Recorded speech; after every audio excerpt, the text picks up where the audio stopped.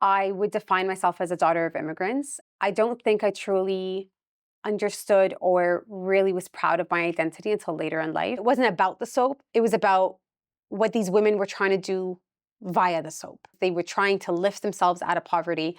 They didn't want to rely on charity. They wanted an economic, sustainable way to support themselves and their family. Injustices do happen, but we do have to stand up, and that's where we use our voice. That's why we say something. That's why we show up at protests. That's why we boycott. That's why we do this, and that's why we do that.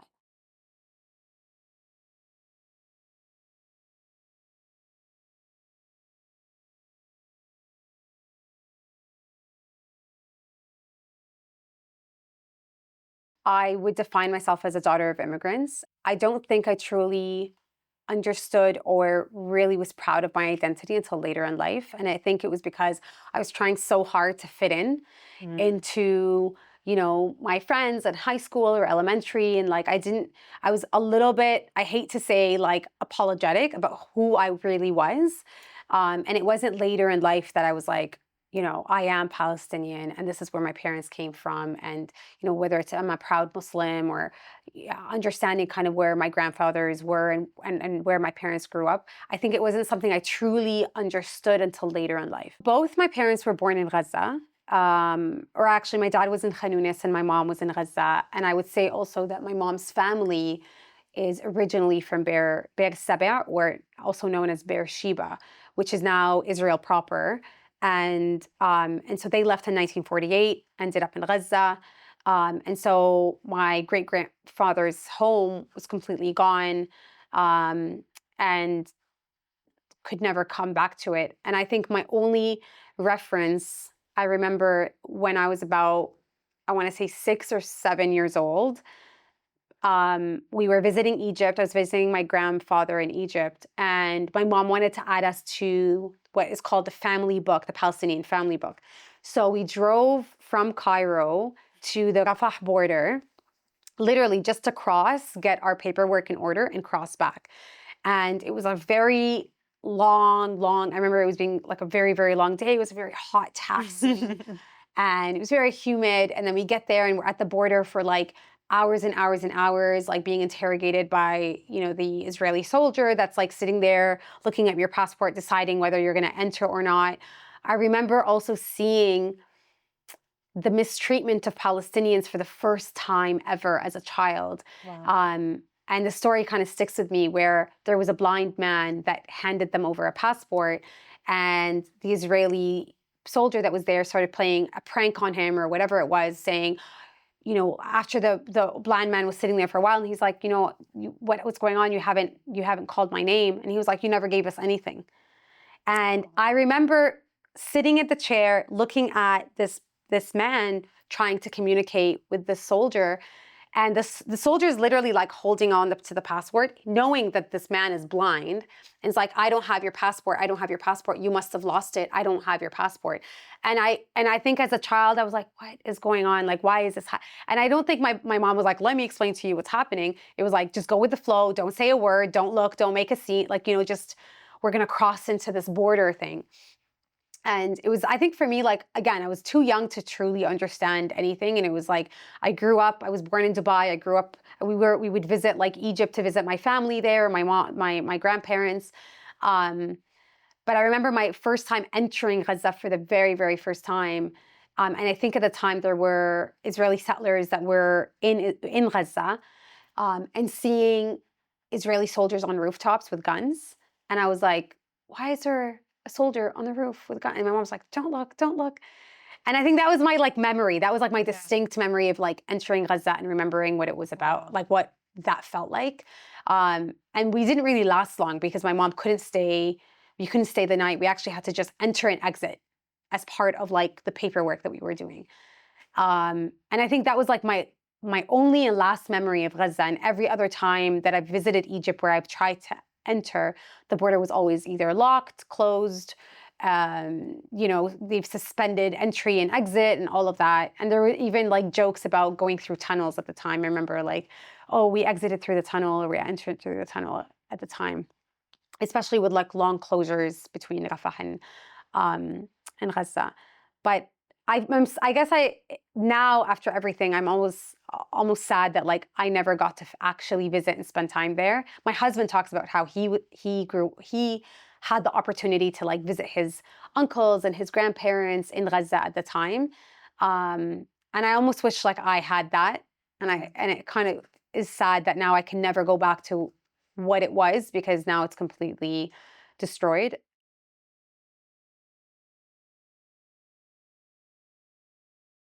I remember actually a story in grade 11 in history class where we were learning about the Balfour Declaration, and specifically my my very Canadian white history teacher that was talking about how the Balfour Declaration was the greatest thing that was ever to happen um, in Palestine at the time. And I went home like utterly confused. I was like, Mom, was the Balfour Declaration like good for us? And she looked at me like almost like that's what created the separation. Like that was that was the thing that basically allowed the Zionists to come in and to basically break up Palestine and to assign Palestine to the Zionist entity. And at that point, I think it struck like a chord in me that was like, wait, what we're hearing and what we're learning is not truly what it was. And it wasn't later until I got to university that that kind of drilled more into me, like of what it was. And I think my first week in university, I got into, I don't want to say a fight, but like a little bit of an argument where like someone was tabling and they were talking about Palestine and Israel. And I was like, I've never seen anything like that before. Obviously, like it was just very like, oh, what's going on here? Um, and I remember a Zionist like attacking me saying, you're a Nazi or something. Like I can't remember what led to it. And I was like, huh? And I was a philosophy major. So I entered as a philosophy major. By the end of the week, I changed my major to political science. I was like, nope, I am not going to be, I need to understand what's, and it just triggered something in me that I was like, I need to be more consciously aware of what's happening.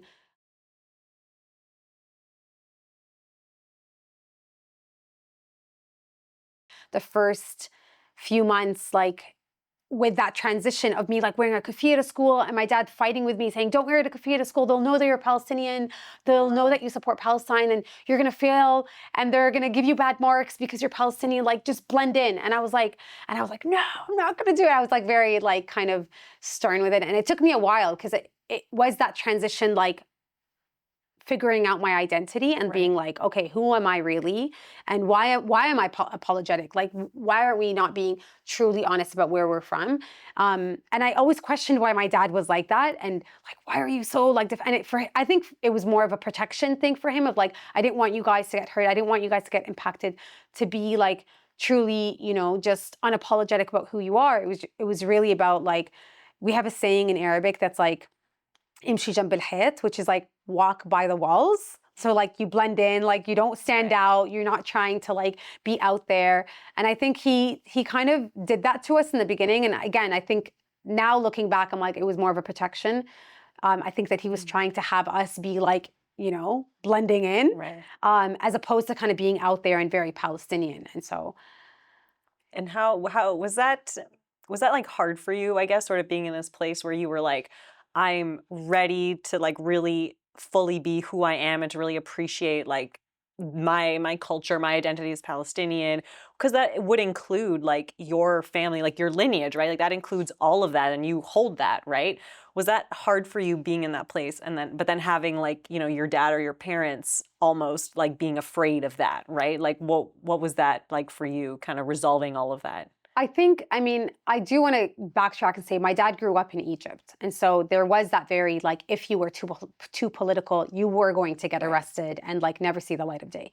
And so he did grow up with that very like fear mindset of like, if you were too much of this is going to happen. Like obviously in Canada, it's different, but he was aware of the fact that like, unfortunately the world is not majority in the side of Palestinians. And there's a lot of things that could happen that could impact us, whether it's getting a job or whether it's, interacting with people or people thinking like, oh, you're Palestinian, this could happen to you. And so I think I always try to see like, why did he do it this way? Like now with my kids, I'm the polar opposite. I'm like, shove it in their face, whether they like it or not. Like I am Palestini, like it's Right. very, very Yeah. different. But I think the climate 20, 30 years ago was very different than it is today. I remember being the only Muslims in school growing up, like 9/11 happened. And I remember people were asking like, oh, do you know the people that bombed the buildings? Like that was what we were asked by people at the school. And it was like, what? And I remember being sent home early that day. And it was very different. And I remember being bullied about it and being like Islamophobia was on the rise. There's all these things that like growing up was very prevalent. That I think now, thankfully, my kids are not experiencing that as much, where like they don't have to be, scared to say they're Muslim or scared to say where they're from. And um, I think it's just that climate, and I don't know if I would say like, did it impact me? I think it just made me learn more. I Right. think if anything, it was just like, if I was gonna arm myself with really understanding my identity, it was about like literally pick up a book and find out what actually happened. Right. And that was kind of like the trajectory of like how it started. It's like, okay, what actually is going on? And I think that was like my pivot of like, I'm changing my entire major so I can really understand myself. Um, and I remember like a lot of my research papers were all about Israel and Palestine, what was happening, and understand from a human rights perspective or from this perspective. Um, and it took a lot of digging, right? Because you unfortunately hear so much different context from the media. You're forced to learn about what's happening in a very different tone around Palestinians, the words that are being used, and just the references around Palestinians is very different in the media compared to, the other side. And so it was really kind of, how do I peel that away? Like how do we deconstruct what we have been taught all our lives and reteach ourselves and relearn, right? Like unlearn and relearn the things that we were told our entire lives to really truly understand like the realities on the ground.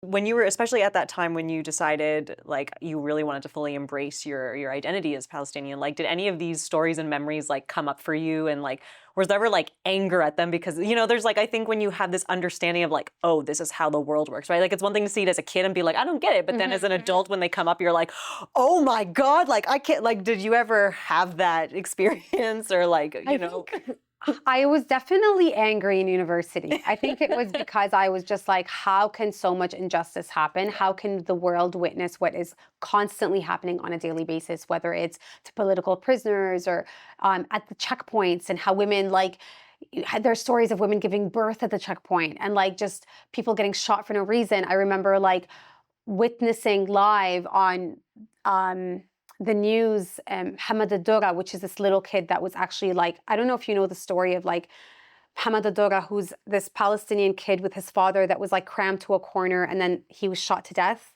while his dad was trying to protect him. It's that yes, story. I don't know if you yeah, remember I do know the story. that story. Yeah. And I remember seeing it live on TV, and like the world went crazy when that happened. And it was like, how can something like this happen? And the world just sees it and it's like, there's no repercussions. And it was like, how can there not be, like, how can there not be actual justice?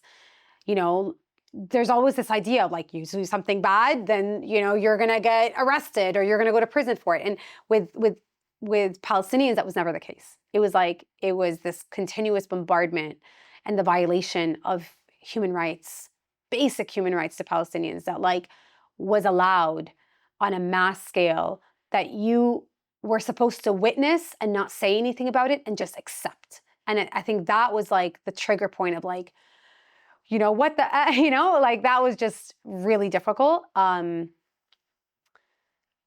I think, yeah, I think that was the thing that like, again, just was an awakening of how the world works. It's like, it's never black and white. It's never what we think it is. It's not the stories that we're told. There is a very dark side that we have to accept, but it's also realizing and fully understanding and doing your own research and your own like learning of, your history or the people that, and being able to like uncover that, right? And say, okay, where do I stand with all of this, and how can we respond to the things that we're seeing in that way, and what's our role? And I think that for me was like, what's my role, was that, I guess, that big thing that later on when I graduated kind of was like the peak of it.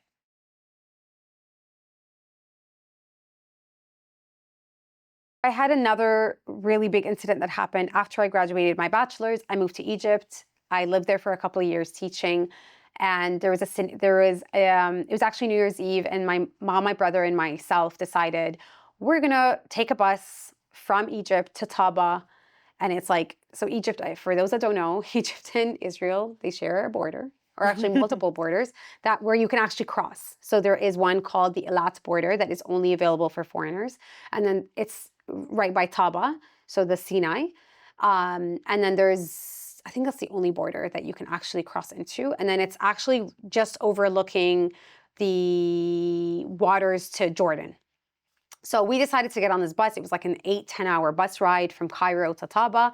And we were like, we're going to cross into Israel as Canadians,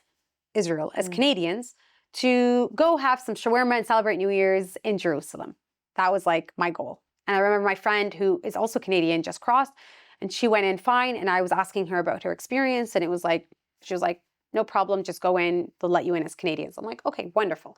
So me, my brother, and my mom, we're on this bus, we arrive, we get to the border, we get interrogated for 8 hours. Oh my gosh. And by the end of the interrogation, they were like, okay, your mom can enter, but you guys are Arabs.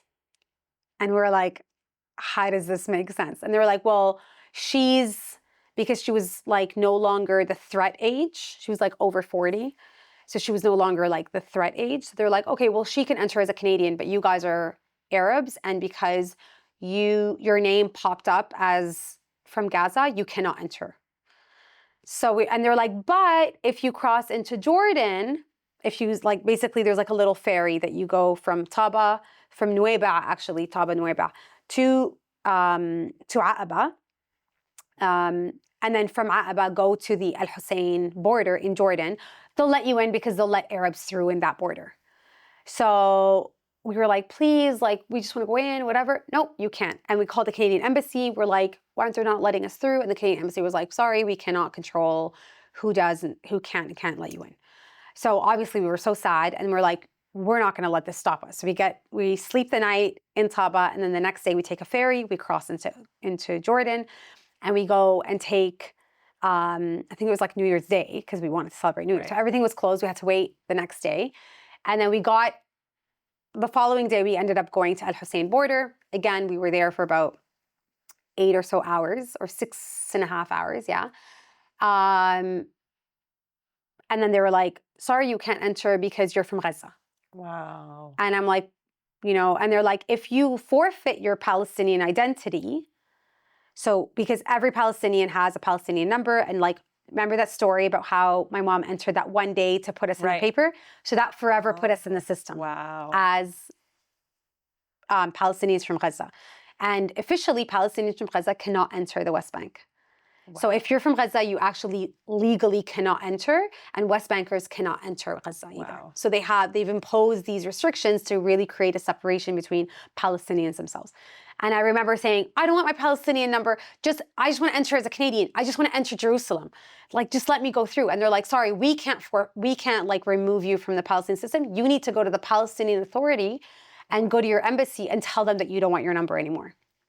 And I was like, so like fuming. I was like, and I remember they told my mom, you can enter, but your kids can't. And mom was like, I'm not going to enter without my children. So obviously we felt very defeated, and then left.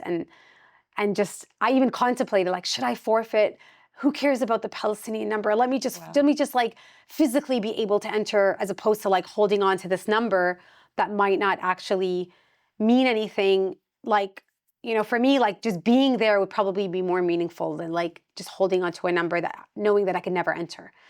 And it was like this whole thing that we went back and forth on. But it really, I think at that point was like this pivot of like, even as a Palestinian, not being able, like just being denied entry into your own country was like this, like, it felt very almost like you felt like choked up, like you Yeah. can't, you felt paralyzed from being able to kind of really to do anything.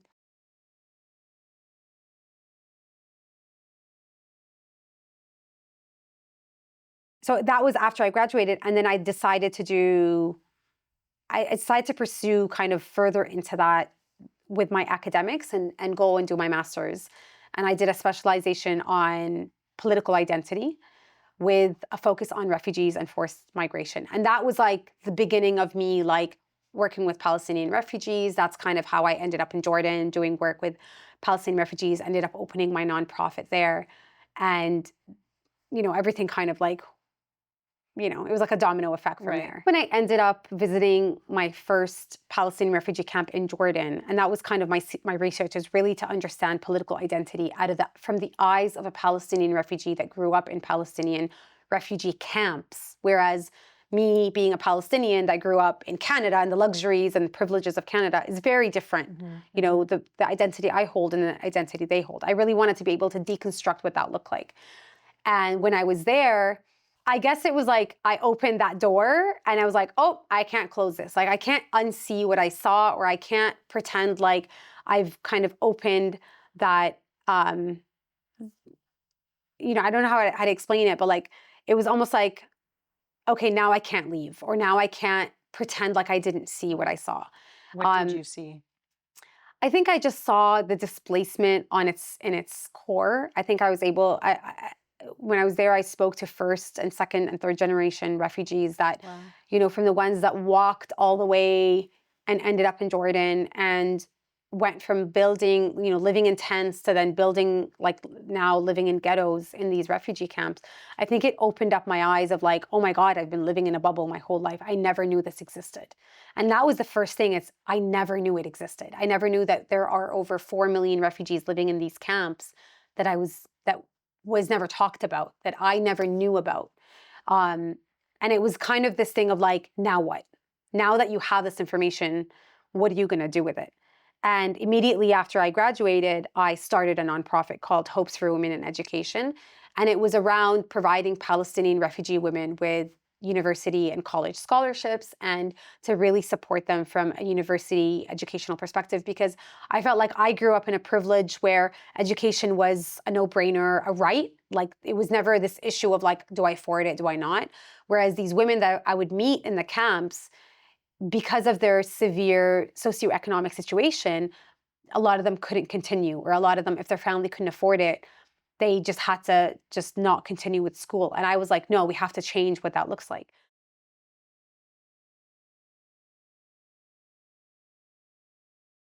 I think the lesson out of this, and eventually even when, 4 or 5 years later, when SITTI was born, it was this idea of like looking at a problem and then figuring out how to fix it, but also like never underestimating that, like now I look back and it's like a decade, or maybe even more. With my nonprofit, it's been 15 years. I look back and I'm like, it was that decision of saying, I can't just sit there and watch and pretend like it wasn't something that like I had an opportunity to do, or I couldn't do something about it. Even on a small scale. Like I remember starting, and it was like our first year, we sponsored one student, and it was like, and it felt so like tiny, and it was like, oh, what's one student? But I was like, but it's one more than one person that didn't, right? And now looking back, we've supported hundreds of students, and like so many people are part of our programs, and we're able to do so much more. But it was like that first initial, like, where do I fit into this? How can I witness what's happening? And where do I fit into this equation? Where is my role of being able to say, okay, I can be the person, like that Gandhi quote, like, be the change you want to see in this world. I always laugh because it sounds like so like, oh, be the change you want to see. And people put it in their, Instagram, like their Instagram, and they're like the quotations and like a sticker. But then truly, like, I actually live by that rule, which is if you actually believed in your potential of making a phenomenal impact, and forgive me, not even phenomenal, just any impact, okay? You would be surprised what kind of domino effect you would create as a result. And people are always like, how did you start? How did you do? I'm like, do you think I started thinking it's going to get to this? No, absolutely not. It was just like, where do I fit? How can I help this one thing?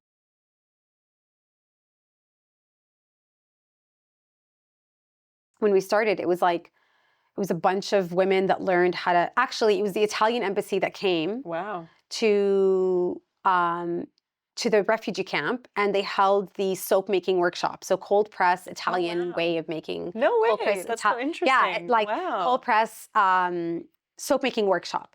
And then by the time the workshop, I think it was like a 2-week session or whatever, by the time it was over, you had over a couple of dozen women that were trained in olive oil soap making, but they had no market.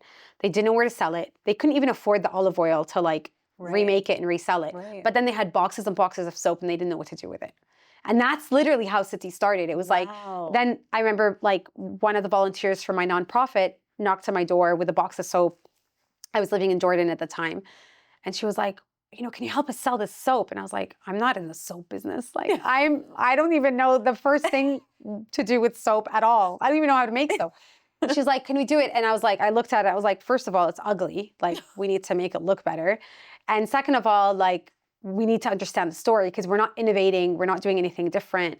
And what I realized is that it wasn't about the soap. It was about what these women were trying to do via the soap, Right. which was they were trying to lift themselves out of poverty.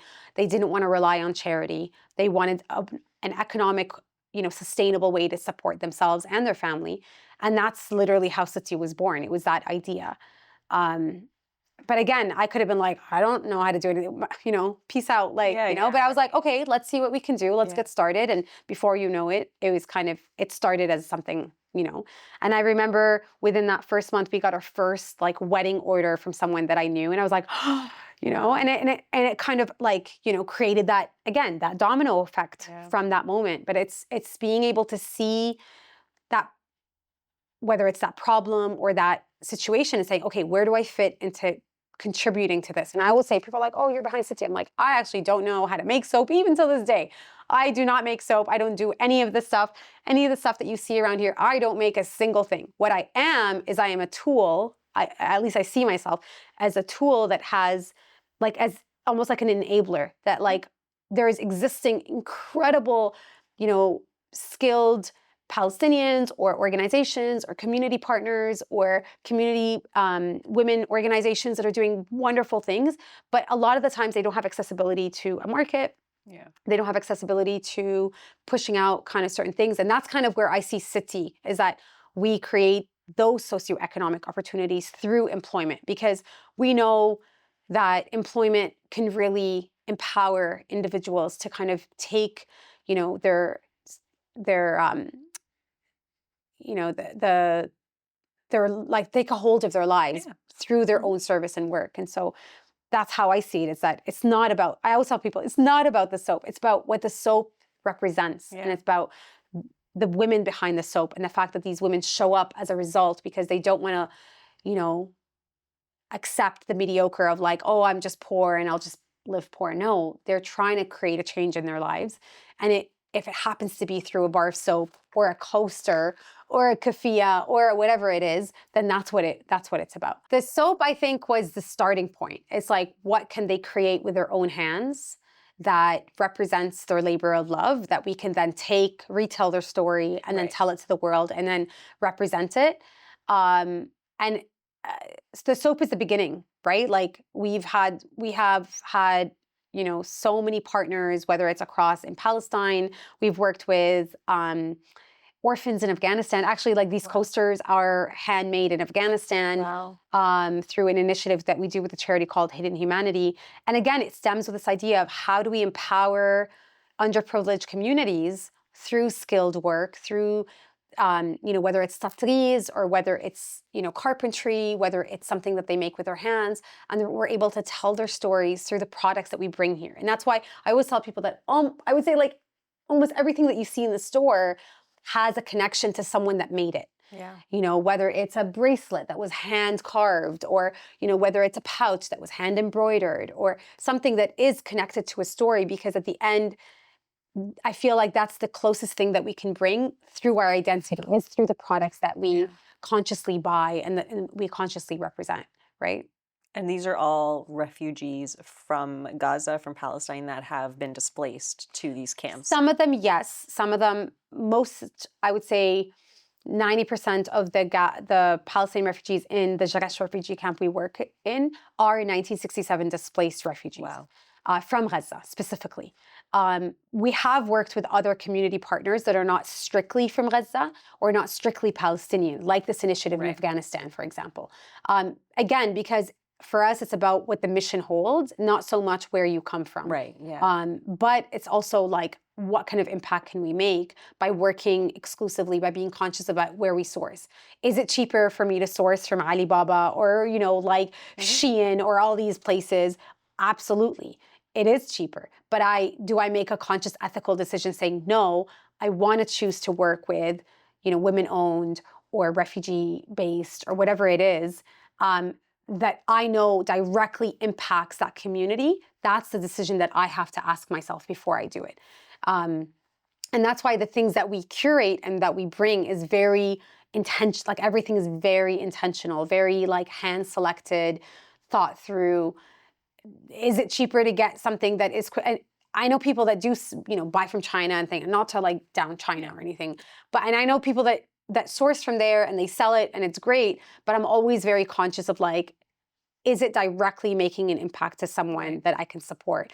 Even like the books, is it a Palestinian author that we're supporting or a Palestinian publisher that we're supporting, and how we're kind of providing that support? Because I do know that we don't have as many available resources or maybe stores, I mean, we boycott Indigo, but like before we boycotted Indigo, that was like, oh, our go-to to gift shopping or our go-to to whatever. But I kind of want that to be SITTI. Like instead of going to those boycotted shops, you can now come here and know that we've curated a very select, number of gifts or items that were very specific to supporting these communities that you can feel good about and not, ask questions about.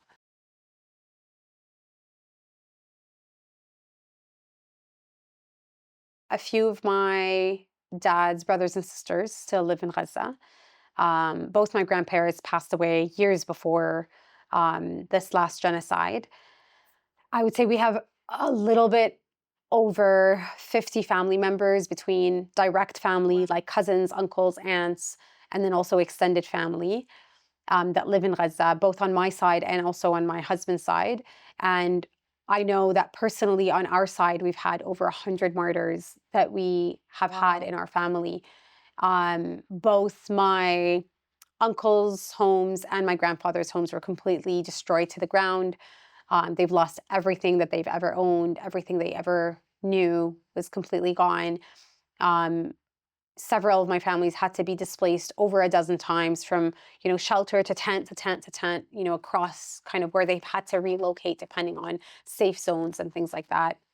One of my uncles actually has settled into a half-bombed home that is his uncle, is his brother's.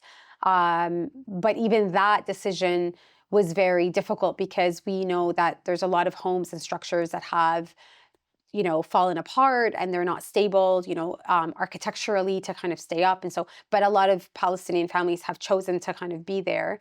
And it's been, I think, emotionally very paralyzing to feel like you can go on with life and know that your direct family is there, seeing what you're doing, and then not being able to kind of do anything back. And obviously we try to help in whatever way that we can. Whether it's sending money back home or raising awareness or talking about what's happening, but it's definitely been difficult to witness and kind of go through in the past couple of years. Yeah. Do they have intentions to leave or to stay? We've actually at one point, I think, and this was before the Rafah border was completely burned down. At one point, I don't know if you're aware, but at one point in the Rafah border, anybody that wanted to evacuate had to pay $5,000 per person to evacuate. And I remember we raised between families about $30,000 that we're like, okay, we're going to use this money to evacuate some family. And we had this internal fight with the family of like, who are we going to decide who gets to leave?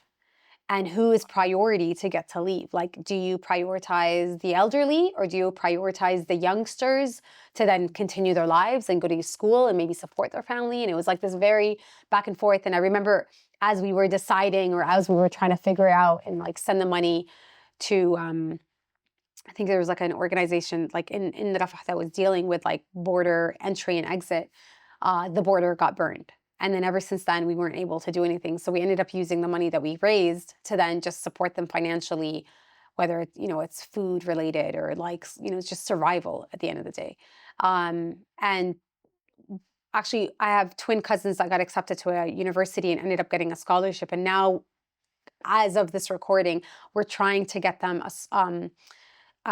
permission to exit so that they can attend university outside of Gaza because they've had to pause their life for the last, 2.5 years. And I think that's where we're at now. It's like, what now? After all of this, what now? How can they then continue to have a life after everything they've witnessed and be able to continue and have us be able to support them in any capacity that we can? It's kind of like that what now positioning.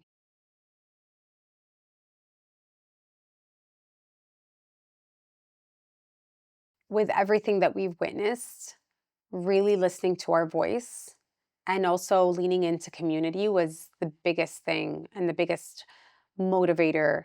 And removing yourself from spaces that you did not feel safe, I think was major.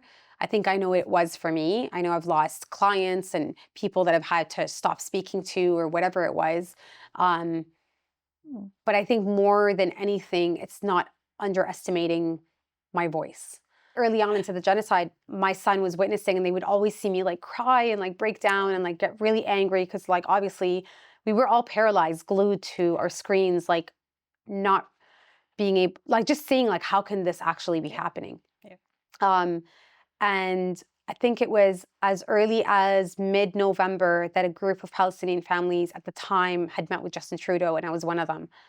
And I remember sitting next to the prime minister at the time, and I had printed out only a month in to the genocide, not realizing, not knowing it's going to last this long, papers almost this thick of Palestinian names and children that had been massacred, and taking those with pictures of the Palestinians that, were bombed to smithereens by Israel, and putting it next to the prime minister and saying, these are every single name. And then realizing like, does our lives even matter? Like it was at that point where he like could not say anything and was like, oh, like I'm just here listening. And I realized at that moment, like how just ridiculous, how we thought like I think at that point I was like, oh, you think leaders and all these have like a role to play. And it was like, they're just going to give us what we want to hear and then continue to do what they want. And I remember going home that day and then just telling my kids how I met the prime minister and I, showed him, I just wanted you to know that I did my part. I did my part of telling him and showing him. And then I remember my son being really angry at me, like, Mom, I really want to do something. And I said, okay, write a letter to the prime minister of how you feel. And he's like, are you going to give it to him? I'm like, okay, we'll figure out a way. And that next weekend, immediately, there was like a children's gathering, and I think it was like the Palestinian Day for children in April. It was actually around this time, and he got to stand in Nathan Phillips Square and recite his speech. I saw this video. I know what you're talking about. Yeah, and recite his speech in front of over 1,000 people in Nathan Phillips Square. And then a good friend of ours immediately after connected us with a co-host at CP24. And then we took an Uber to CP24 and did a live interview. I did a live interview with my son that day. And I think for me, that was like a very proud mom moment because I'm like, I want him to know that his voice, oh my God, I feel like I'm getting emotional. No. But like, it was a very proud, like, at least I can tell my kids that like you have a voice, whether no one's going to listen, whether anything's going to happen from his speech or whether like it's going to move a needle or anything. But the fact that like we can't witness what we're continuing to see on a daily basis and just feel like our voice doesn't matter. And it was at that moment that I was like, your voice does matter. even if you are a 10-year-old, or, at the time he's 10, now he's 12, but, even if you are a 10-year-old kid, the fact that you can use your voice and that you can reiterate how you feel, and that, yeah, your feelings are legitimate, and that you can kind of be able to kind of showcase that to the world, and that our voices do matter. Because you would tell me, you'd be like, Mom, but why are they doing this? Why are they killing all these children? And what do you tell, like, a 6-year-old, or an 8-year-old, or a 10-year-old, like, oh, well, they're killing us because of, they hate us, or whatever you want to tell them. And so it's very hard to um, humanize this or make it very child friendly to your children when they're witnessing massacres, in front of their very eyes. And so how do you justify that except with teaching them a lesson of, like, injustices do happen, but we do have to stand up, and that's where we use our voice. That's why we say something. That's why we show up at protests. That's why we boycott. That's why we do this, and that's why we do that. Um, and till this day, if I remember, like, if we get, a chocolate from someone that's like boycott, I'd be like, Mom, that's boycotted. Don't eat it. I'm like, oh, like, that's my 6-year-old, right? Yeah. Like, the fact that she'll tell me, like, Mom, we can't drink this as boycott, or we can't do this as boycott. That, I feel like, at least they consciously are aware of how there's that interconnectedness with the world, whether it's the products that you're buying, or the people that you're supporting, or, the things that you're watching, it's all connected. And I think that's the biggest takeaway. It's that it's really understanding the value of your human, your human self, and that we're not nothing, right? Like, we weren't here to just witness it and just be okay with it and go on. Like, we were here for a reason, and there has to be and that reason is to, do that good and be that ripple effect, right? And I think that's been the case with everything that, like, whether it's SITTI, or whether it's my nonprofit, or, whether it's any work that I end up doing, it's really coming down to, where do I fit into this, and what am I going to do with it?